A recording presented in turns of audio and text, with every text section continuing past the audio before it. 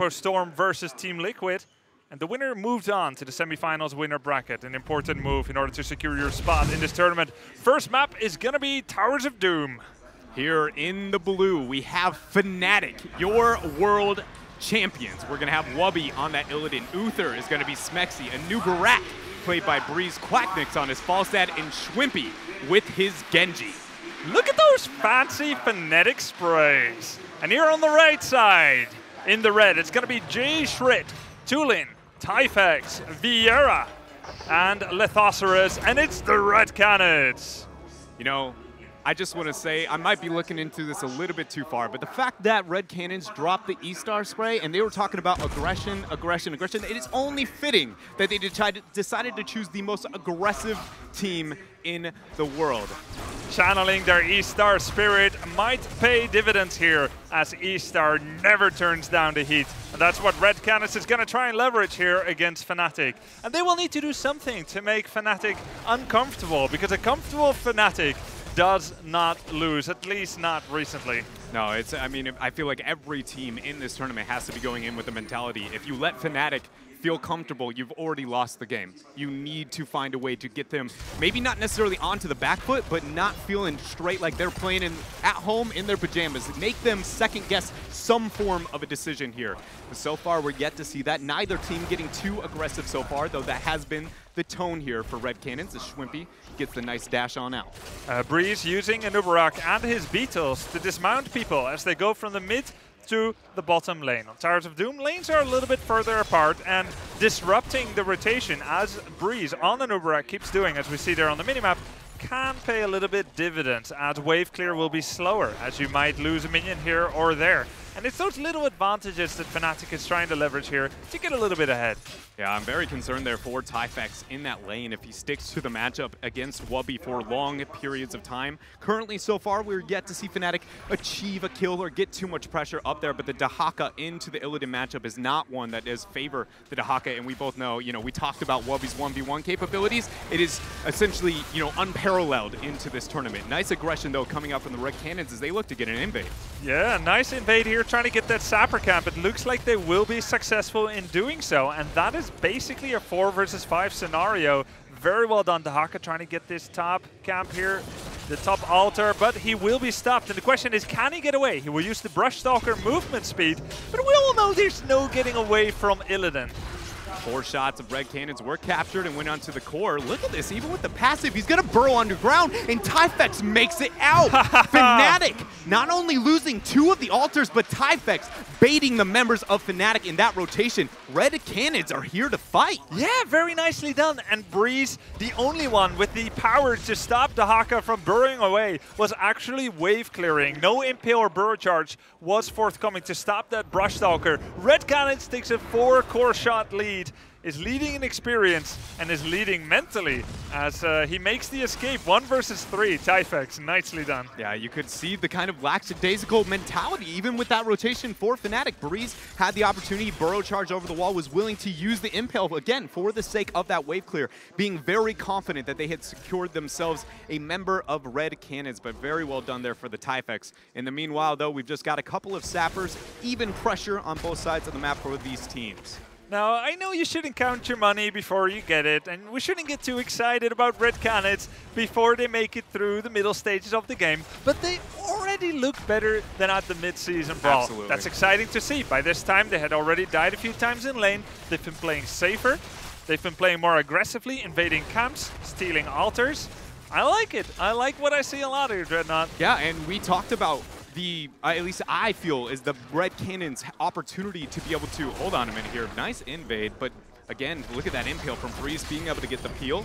It's just to catch them off guard, and it started with the invade. It set them off, and then it was one after the other, a poor decision on the side of Fnatic, and every moment Red Canids was here to be able to capitalize.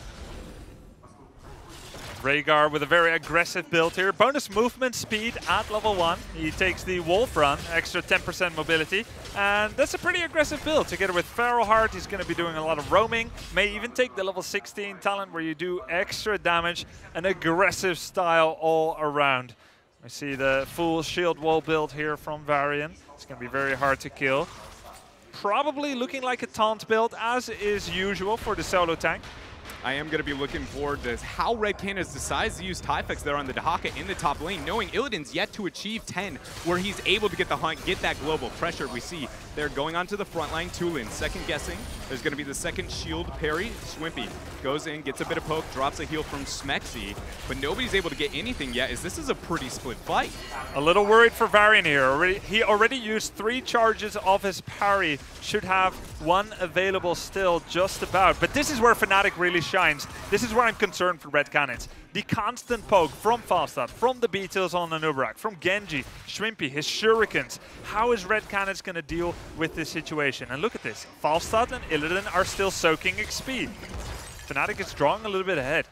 They are slowly but surely whittling away here at the Red Canids. Viera with the channel. He's going to stop that interrupt, gets the bite onto Breeze. But Tulin's not that effective as a frontliner. Hold on, look at that pressure from Schwimpy onto the backline. If he can just get 1 reset, we might see more of Red Canids to fall. But the body blocks onto Tulin Beautiful. Are real. And now Fnatic finds themselves a kill. You saw Schwimpy look for Lethos, but he backs out just far enough.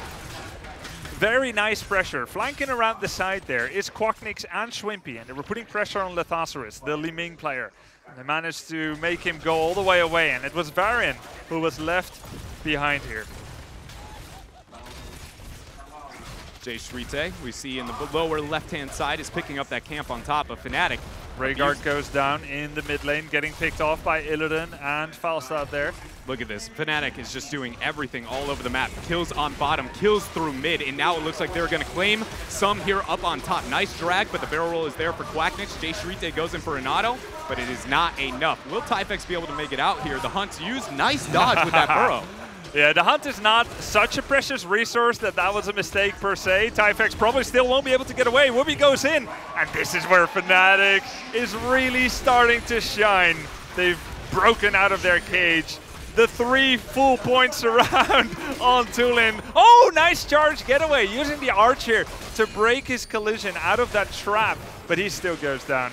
I mean, it feels as though Fnatic, they saw the first altar phase, and they're kind of like, all right, I see you, like, I can see where you're coming from here, Red Canids, and then they were just like the bad guy in a movie, cracking the knuckles, like, all right, time's up, boys, and just establishing dominance here over the Red Canids. Again, turning one kill at the very beginning there now into 6 very quickly, and now we see Wubby and Quacknix sneakily being able to pick themselves up. This boss, Typhex, doesn't look like he has any idea that it's going to be going down, and now that is 4 more shots that Fnatic can claim for their own. Fnatic draws ahead in the core shots, and in the meantime, they're still controlling this bottom bell tower here. Taunt is picked up, go for the throat, disintegrate. We have Ancestral Healing coming up. I thought we would see the Curse Bullet. The fact that to get that pressure onto the front line with that, the Li Ming and having, the taunt there for Typhex. So we'll see how this comes into play now that they have had this variable. We know it's 2 seconds away before the altar's up, and it's very unlikely that Red Canids is going to do anything to be able to move past this bell tower. Yep, they just want to kill the bell tower. Ideally, they would have liked to do so before the capture, but they will not be able to do so. Pressure here on Jay Shrit. Hit him with the Impale, the Genji abilities. Red Canids still survives. They don't have the bell tower down yet. They're losing experience in the mid lane. So go for the throat over Curse Bullet means more pressure on Quacknix, more pressure on maybe the Illidan. When they get low, they're going to try and finish them off. Less so on Anubarak. They're trying to focus the high impact targets. And I feel like that puts a lot of pressure on the Tulin though to kind of get that flank, Suddenly Breeze up in the front line, being that bully that we know him to be, is going to be able to get that body block. Someone has to make the risky play out of that double front line for Red Canids if they are going to be able to get that value. You know what I mean? It just, someone has to get that flank. And so far, with Fnatic's raw pressure onto the map, it is just not an option. Even so much, Tulin's willing to use it just onto Breeze right there. Exactly. I mean, as long as you just come from a frontal place, Breeze is only ever going to be the only one that can be hit by that charge of Varian. So there needs to be some kind of covert play coming out of a bush, coming from somewhere where you were not expected. And that is the power of wave clear in this game, in Heroes of the Storm. Anytime there is a pressure on you to kill bell towers, to kill waves that have already been pushed, because you need to catch up in experience, you are predictable, you are in vision, and you lack the freedom to move around the map. So let's see how Red Canids can break that conundrum. They are the ones that are getting invaded against here. Breeze moves in.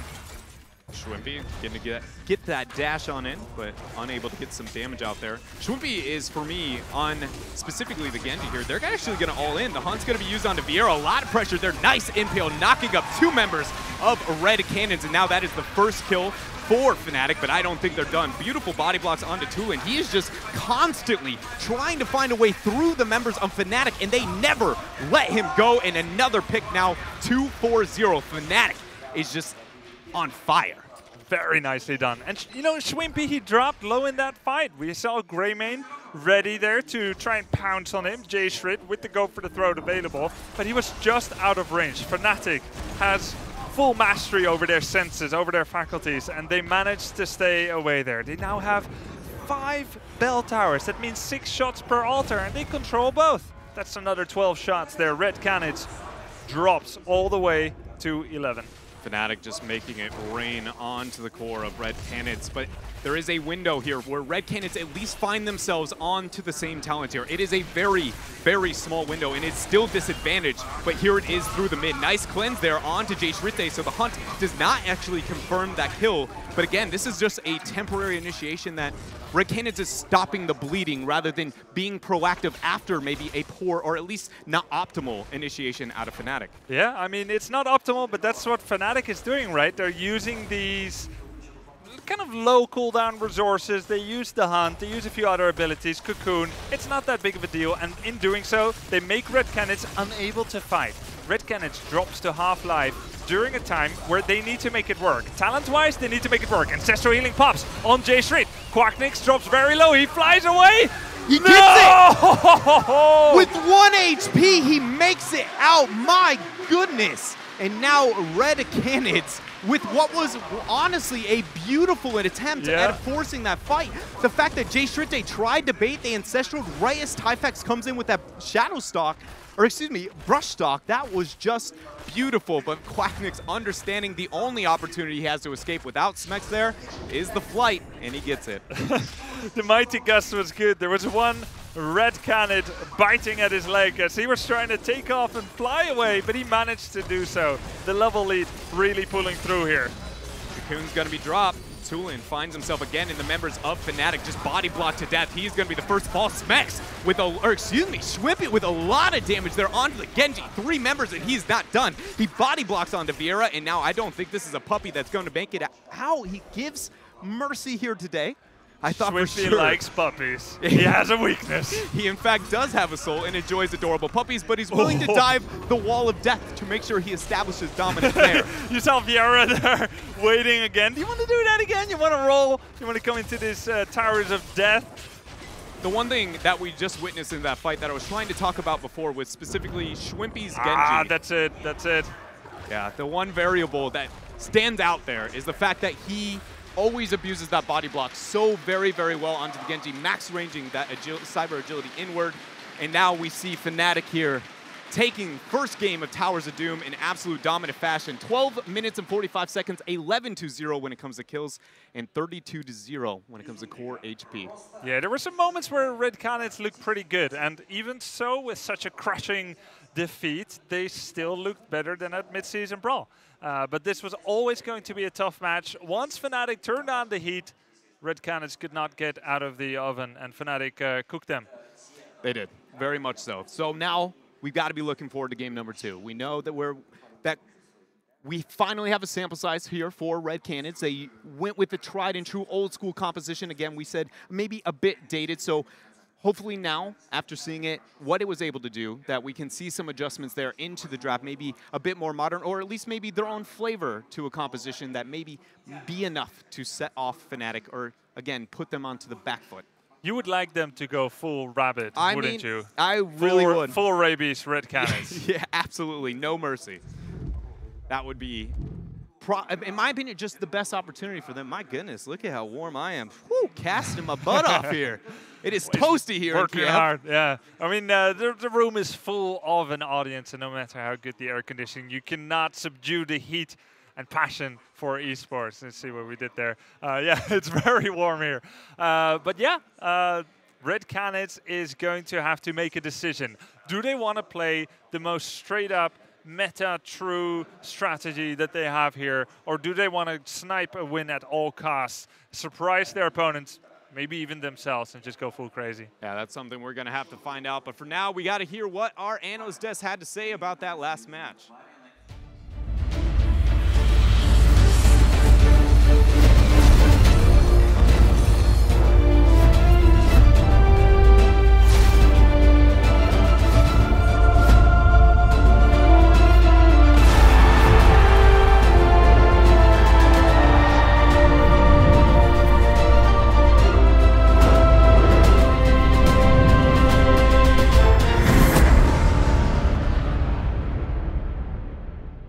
Yes, thank you very much, guys. As of course, that Fnatic 1-0 currently going up against Red Canids. I'm joined once again here by Skimmy, Gilly, and Trick to try and break down what went on.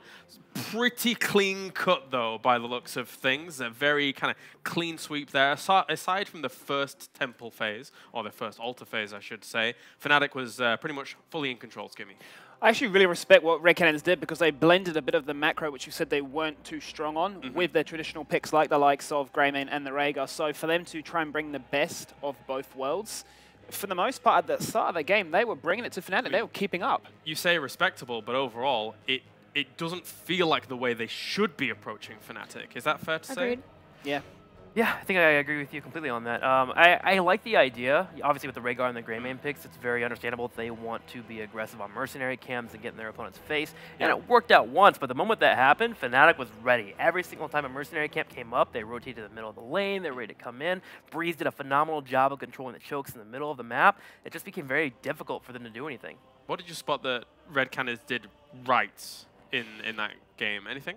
I did think that Tulin was doing a great job of trying to find openings for them to be able to get the taunt combo. But seeing go for the throw over Cursed Bullet was interesting to me. I would have thought that with that combination, already having the Li Ming damage, opening up after the taunt with the Cursed Bullet to get that initial chunk damage, especially if the target ends up being the warrior up in front, then you've got the damage after that. But instead of getting go for the throw, it never even felt like Spexy was pressured into having to use Divine Shield ever, and then being able to get resets for Li Ming after that. Tim, you were keeping an eye on what was going on backstage. Yeah, there was a moment actually that we clicked for a highlight here, that in the bottom right corner of the mercenary camp, there was a moment where I feel like this is where macro play really hurt Red Canids here. So down in the bottom right, this is a moment where you have to understand that you have to give up things. So right away we have the hunt come in, and it's going to be on the Rhaegar. Rhaegar is a little bit too far out of position here. You need to be backwards. Right now in the support meta, Rhaegar, all these supports, they need to be more reactive than proactive, and Rhaegar gets caught out, and that's the end of the team fight here. You're going to see another kill as well, but Fnatic at this point was at a talent advantage and was already positioning aggressively on your mercenary camps for 10 seconds. You need to learn to give that up, rotate to the bottom lane, and be ready to defend. You have Li Ming, you have Greymane, you have Rhaegar. You can defend mercenary camps coming your way. Just be a bit more defensive rather than aggressive in that spot. And it's what we talk about all the time about this dive boys composition. You saw the hunt coming straight away, shrimping that backline, penetrating, looking for the kills, and the Gust didn't even have to be used. That's how much freedom they had to explore that fight, that they could just say, we go in, we get the kills, and we get out. And you could see there that Dahaka didn't really seem like he had any indication of coming down. So the moment that Fnatic shows up there, everyone should have just tried to back out as soon as they could, but because of the dive, couldn't. And then there was another time before that where we thought Dahaka would have stalked in before that talent advantage even happened while Fnatic were hanging down, but they didn't, and he didn't stalk in actually until right after Fnatic hit 13. To me, at that moment, that was actually the game-ending moment. Already they were on a slippery slope about to lose, but the moment they lose out in those mercenary camps, the bell tower in the bottom gets taken and the middle bell tower. And when you have a Li Ming, Greymane, and a variant composition, you have a hard time taking those bell towers back against globals, and you're going to get shredded. And there was quite the deficit when it came to kills. They almost got one kill. Almost. With 1% HP. As Falstad flies away. It's funny you mentioned because they said they want to be rabid dogs. They want to go in there and get kills, but they end up getting sort of body blocked. It was like a bunch of body blocking dogs looking to try and stop them getting away. And at the end of the day, it was interesting to see the Falstad get away on that one health. I mean, that is sort of like your dreams just flying away in that series. Sorry, mate. We're going to be on Infernal Shrines next, coming up, as it's been picked here by Red Canids. We can't beat around the bush. It's still another good map for Team Fnatic, but maybe Red Canids has something here. They can be aggressive through like in between where the shrines are and try and invade camps. We've seen them do that before on this map. This has been a battleground that they go to pretty often, but again, you're right. This is an EU standard. Everyone runs Infernal Shrines currently, and it's one of the most stable battlegrounds for a lot of teams because there's a lot of macro available. Teams understand how to play it out. So it, again, will be very difficult. You know, I'm trying to find the moments for Red Canids to come in and be effective, and I feel like it comes down to their communication. There were moments in that last map where they were trying to be aggressive with the Greymane and the Rhaegar, and they were trying to get mercenary camps and control forward, but they have to say, hey, we want to do this, and we have to all in on this idea, because then you see that confusion that falls apart, and Fnatic, they will pounce on that every time. They are Simba, man. They are going in. Yeah, it almost seemed like I don't know if it was the starstruckness of we're on the stage, we're playing versus Fnatic, this is this world-class team, and so it did cause some communication breakdown, but now game one is